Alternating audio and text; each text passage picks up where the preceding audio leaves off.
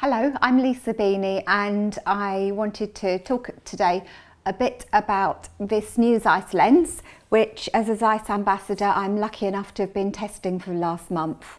It's part of the Batis family. It's 135mm, but really that's all I was told about it before I picked it up. So when I first collected the lens, I didn't, apart from a focal length, didn't know anything about it at all. It's, say, part of a Batis family, so that fits onto the Sony A7R series of cameras, or A7 series, with the E-mount, but they're full frame cameras, so it will work with the full frame and the other E-mount, I believe. One of the first things I did was pop this on the camera and see what aperture range it had, and it's from f2.8 to f22. The 85mm that I've been using for ages and really love is 1.8 to f22. If I hold them up side by side like that, and I've got some stills that will show you so you can see them side by side, there's not an awful lot of difference in the physical size of the two lenses, which is in some ways quite good, because one problem I've had using the Sony A7 series, if you use cameras that haven't been, lenses that haven't been designed to work with the camera, what you can find is that you end up with this enormous, great heavy lens on the end that really doesn't feel balanced or comfortable to use with the smaller size of these cameras. The Sony cameras have been designed from the ground up to be digital cameras, and one of the real advantages for me was that they are smaller, lighter. But to be honest, I've just fallen in love with them. But I'm talking today more about the lenses, and in particular this 135 lens. As you can see, looking at the front of it and the sides and the back, and if I take the lens cover off, there are absolutely no markings on there. They've all been blacked out so that while I've been out and about with it, there's been no possibility of information about the lens leaking out. So by the time you're watching this, the lens would have been released. It has the same look and feel as the rest of the Batis range. So you've got the lovely metal body, really smooth focusing ring. And if you end up filming with your cameras, this is really nice to use. There's no horrible clicks or kind of clicky feel to it. It's just really smooth, really easy, lovely rubberized surface that you can just operate with a thumb really easily. The 85mm lens, and I believe the others in the Batis range, have image stabilisation built into the lens, so I'm assuming this one does as well. But to be honest, that's almost pretty much impossible for me to test without lots and lots of test gear. The work I've been doing with it for the last month has been practical photography, the sort of thing that I do day in, day out. I haven't put it on a test bench and produced lots of graphs with lots of curves on it that nobody ever really understands. I've just gone out and used it and will report what I found.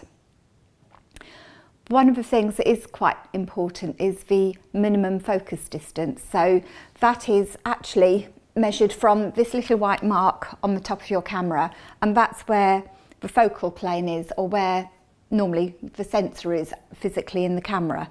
And measuring from there to what I was actually focusing on was my best method I had of working out minimum focus distance. On the 85mm, that's 80 centimetres, and I measured this at 87, and I could be out by a centimetre or so. I just worked it by moving my tripod a bit closer or a bit further away. And when I got as close as I seemed to, I just got out a tape measure and measured from that line to the bottle of wine that I was photographing. One thing that you'll obviously notice is with a longer focal length, it does bring everything a lot closer. And in the testing that I did, I was photographing a bottle of wine. Even though you can get physically closer to it with the 85mm, you still get a much larger subject in your frame with the 135. It would be lovely, I think, to have a macro lens in the range as well, but I've got no idea if and when that will happen, but it would be. but you can get quite a good image with the 135, but you need to be about 87 centimetres away. The lens will most probably have the same actual little display as you've got on the top here, which shows you the distance to your subject, and then you've got a plus or minus there that gives you your depth of field that you have with your subject. So when you're 0.8 of a metre away, you have a depth of field plus or minus nothing. So you have to be pretty spot on with your focus. And I'm assuming, based on the blacked out bit on the top here and the physical feel of that will have the same display. It would be daft if it was any different really, when the whole of the rest of the Batis range actually has that. The lenses are weather sealed. You've got you can actually see the little rubber seal here, and I believe there's weather sealing inside the rest of the Batis range. So again, I'm assuming inside the 135. I will say I haven't taken it out in heavy rain to play with it, just in case, because at the moment that is the only one in the country and they might get a little bit upset if I broke it. I've been shooting primarily portraits with it, going out working on my tattoo project. One thing that you have to take into account is that if you want to get a full length shot of somebody, even somebody sitting here, I would have to be out the doors at the far end of the studio to actually get them in, the whole thing in the frame. And that can present one or two practical problems if you're shooting in people's houses or any sort of small confined space. So you need to think about the sorts of shots you're going to get with the lens. A lot of what I've been doing for my tattoo project is head and shoulders or half-length images anyway, so in that respect it's been ideal. It hasn't presented too much of a problem, apart from if I've been in a very tight space in somebody's living room or someone's bedroom photographing them. But in general, working in the studio, it's been brilliant.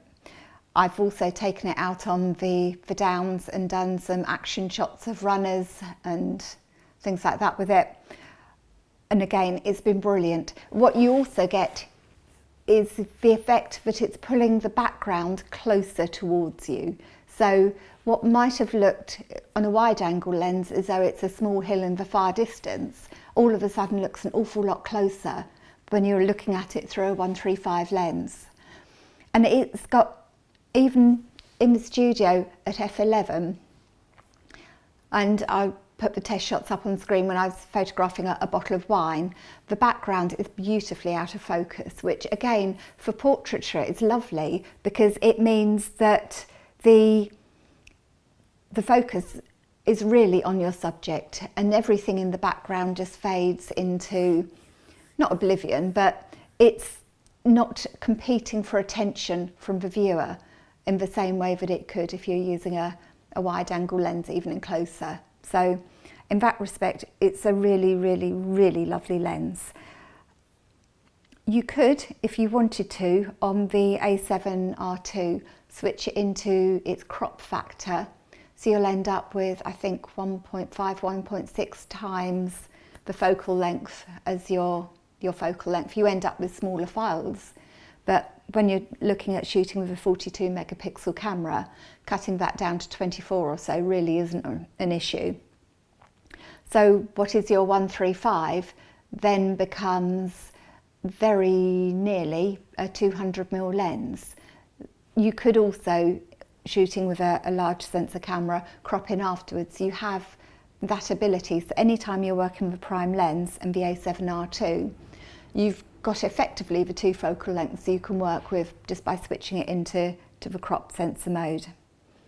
Zeiss have kept the 67mm front filter element, so it takes the same filter rings as the 85mm and the 25mm, so I'm not having to go out and buy another filter ring adapter thingy to take the filters that I use. I can use one of the ones I've already got. I think, and I'm only guessing here, but the reason they've gone for a 2.8 is to keep the actual physical size of the lens down, because if it was 135mm and 1.8, you'd be looking at something, I think, possibly 1.5 times the length and significantly wider on the diameter, which would make it heavier and also put the price up when it's released. I've got no idea what this is going to cost in the shops. I would hope it would be not too dissimilar to the other lenses they have in the range at the moment. But I think keeping it to an f2.8 is a sensible decision, because that will help to keep the price down as well as the physical size and weight. Because as I said earlier, if you've decided to opt for a camera system like the Sony, then one reason people do that is the physical size and weight, and having a whacking great lens stuck on the front of it really does give you an unbalanced feel to it. And a lot of the time I'm handheld shooting, so I want something that is quite easy and feels quite nicely balanced in the hand, rather than something that I'm having to almost use two hands to support the lens and nothing to support the camera. The focus on it is amazing. I've been really, really impressed with the level of detail that I can get, and I would say it's sharper than the 85mm that I've got. When I've zoomed into people's eyes and you can see every tiny, tiny detail so clearly, it's amazing. And I've really been loving the results I've been getting from it. As I say, I've been using it for my tattoo project. Now that the lens is, or by the time you see this, the lens would have been released. That means I can now then start using some of the images online, because all the time I've been shooting them, I haven't been able to until the lens is released. So if you have a look at my website of www.lisabini.co.uk and have a look at the blog, you should find a lot more of the images shot with this lens on there. But anyway, thank you for listening, and I'll no doubt be back with another technical review or semi-technical review of kit in the future. Thank you.